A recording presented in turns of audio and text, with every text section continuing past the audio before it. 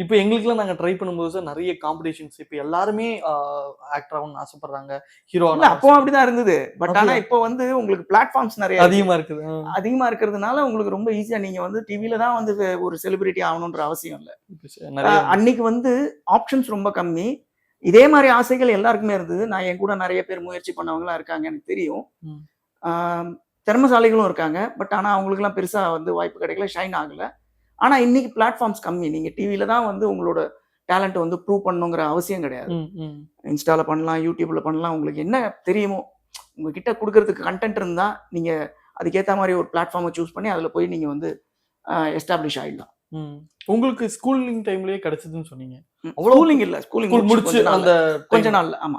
College அந்த டைம்ல college ஒரு 17 இயர்ஸ் கிட்ட இருக்கும். நான் நடிக்க ஆரம்பிக்கும்போது. ஓகே. அப்பவே அந்த வயசுலயே ஒரு பெரிய ஒரு ஆப்பர்ச்சுனிட்டி, பெரிய ஒரு சீரியல் அப்படின்றபோது, அந்த ஆப்பர்ச்சுனிட்டி எப்படி கிடைச்சது உங்களுக்கு? அது ஆப்பர்ச்சுனிட்டி நான் வந்து திருச்செல்வம் சார் வந்து மெட்டியோலில அவரு வந்து நடிச்சிட்டு இருந்தாரு.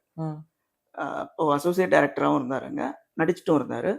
அந்த டைம்ல இருந்தே நான் அவர வந்து பழகிட்டு இருந்தேன். நல்லா மீட் பண்ணிட்டு இருந்தோம். வேற ஒரு அவருக்கு தெரிஞ்ச ஒரு பெர்சன் மூலமா.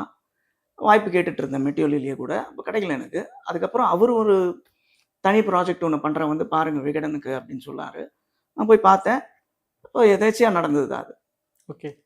அவரு வந்து இந்த கேரக்டருக்கு நீங்க கரெக்ட்டா இருப்பீங்க. நீங்க பண்ணுங்க அப்படின்னாரு. அப்போ நான் சரி சார் பண்ணலாம்னு சொல்லி பண்ணது தான். அவரு படம் இல்ல படம் பண்றதுக்காக தான் அவரு முயற்சி பண்ணிட்டு இருந்தாரு அப்போ. அப்படியா? அப்போ அவருக்கு வந்து இந்த மாரி ஒரு ஆப்பர்ச்சுனிட்டி விகடன் மூலமா கிடைச்சது. கிடைச்சோனே அவரு வந்து இந்த மாரி கூப்பிட்டாரு. நான் போனேன், பார்த்தேன். எல்லாம் ஒர்க் அவுட் ஆச்சு.